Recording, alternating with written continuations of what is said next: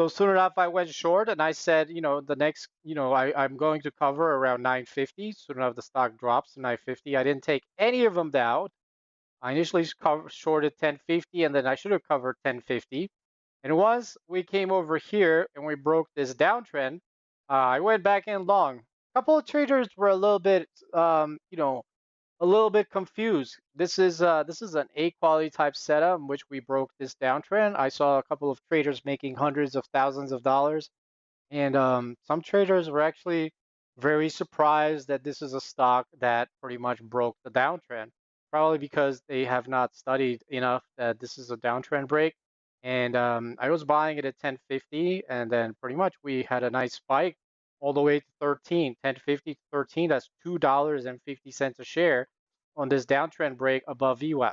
So I pretty much got short where I should have. I did not take any of them off. I covered, I went long, I took a profit. That was a huge gain on this profit. And then what I did was I tried to go short around 1250. Soon enough, that was the right idea. We come down and, to my, at this point in time, the stock is up from, $3 up to 1250. I try to stay short at 1250, risking off 13. We dipped down to 11. And this is where things got a little bit more interesting because I've never seen a gapper of 200%, pretty much, gap up 200% and run another 200%. That's something very rare to see, but RBNE has been part of the symbol of oil, and we're talking about some some